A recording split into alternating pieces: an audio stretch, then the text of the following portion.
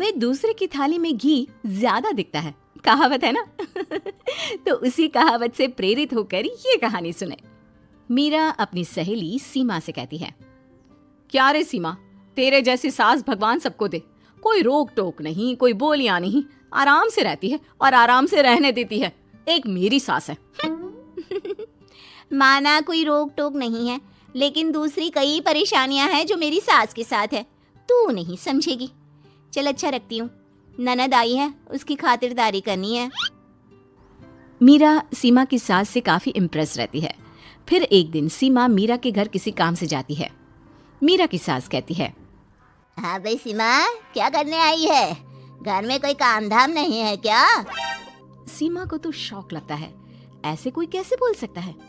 Aunty, मैं कौन सा कुछ लेने आई हूँ, देने ही तो आई हूँ, ये अचार बनाया था। तभी मीरा आ जाती है। अरे तू अचार लाई है? तेरी सास ने कुछ कहा नहीं? यहाँ मेरे घर पर तो सामान सड़ जाए, लेकिन मेरी सास मजाल है किसी को चवन्नी भी देने दे। अरे क्यों ना बचाऊं चवन्नी, मेरे बेटे की मेहनत की कमाई है, तेरे भरोसे रहूं तो सब लुटा दे। अब ले ले अचार उससे और दफा कर। मीरा सीमा से अचार लेकर उसे बाहर तक छोड़ने जाती है। अरे यार, तेरी सास तो बहुत अच्छी है। क्या बात कर रही है? कितनी तो बेइज्जती कर दी तेरी, लेकिन फिर भी तुझे मेरी सास अच्छी लगी।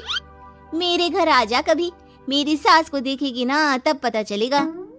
अरे इससे ज्यादा बुरा क्या हो सकता है। जरूर आऊंगी मैं तेरे घर, लेकिन मैं कुछ लेकर नहीं आ सकती। हाँ, देख रही है ना मेरी सास का हाल। हाँ हाँ, कुछ न लाना, मैं तो कहती हूँ खाली झोला ले आना बस। सीमा चली जाती है। फिर क्या, दोनों अपने काम में लग जाती हैं। लेकिन एक रोज न जाने क्या होता है, मीरा सीमा के घर आती है।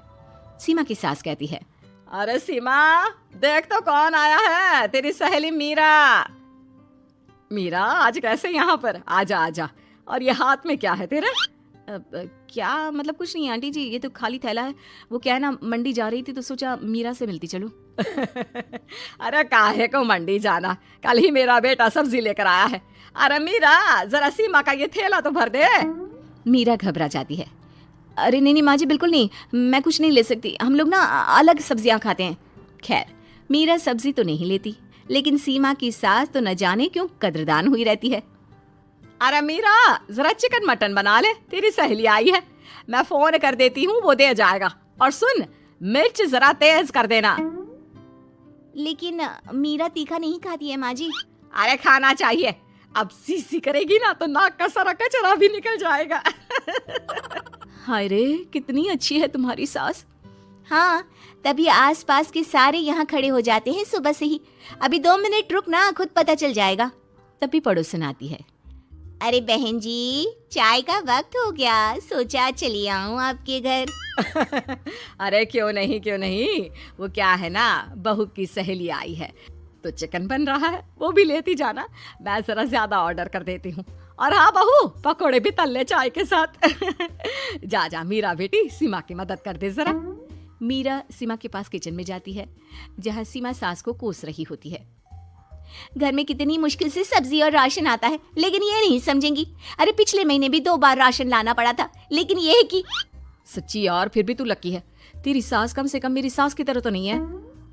मीरा कुछ देर रहकर वहां से चली जाती है। दोनों बहुएं किसी तरह सास के साथ दिन काट रही थी कि एक दिन सीमा कहती है, नहीं नहीं माँ जी, बस करिए, तंग आ गई हूँ मैं आपसे।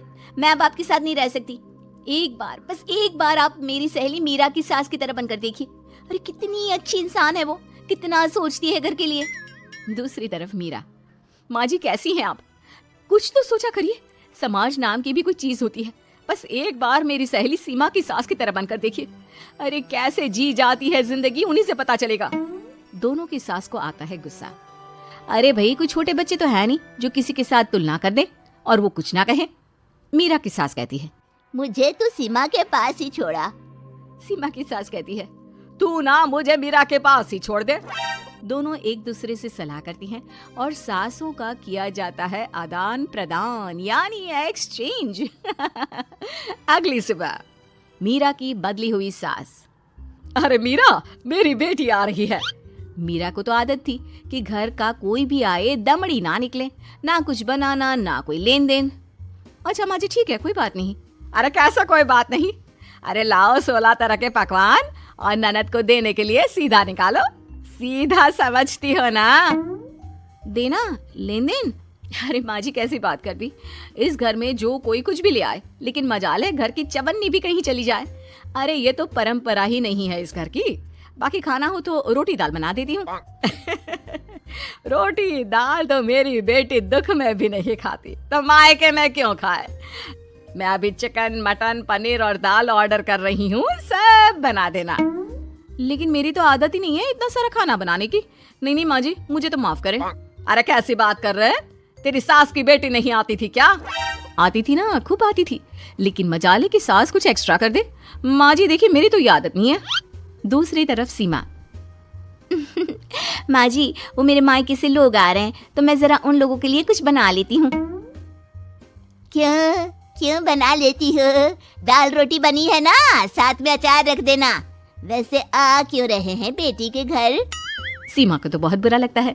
कहाँ तो उसकी सास पड़ोसी के कुत्ते को भी घी की रोटी खिलाती है, और कहाँ ये मीरा की सास जो उसके मायके वालों के लिए सूखी रोटी अचार रख देने की बात कर रही है।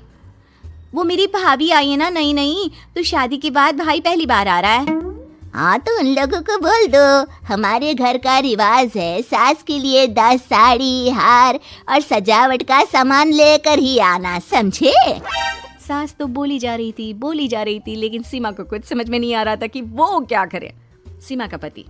अरे सीमा क्या हो गया? तुम्हें तो माँ से बिल्कुल ऑपोजिट चाहिए थी ना।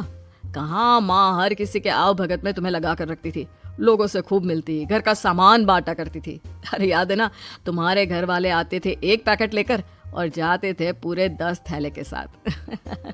अब आएंगे 10 पैकेट लेकर और जाएंगे खाली हाथ। सही है। नहीं, मुझे नहीं चाहिए ऐसी सास, ये सब तो मुझे पता ही नहीं था। सीमा घबराकर मीरा की सास को लेकर उसके घर जाती है, जहाँ मीरा। सीमा ले जा अपनी सास भाई। हाँ, मैं भी तेरी सास वापस ही देने आई हूँ। चलो मम्मी जी, मेरे लिए तो आप ही सही हो।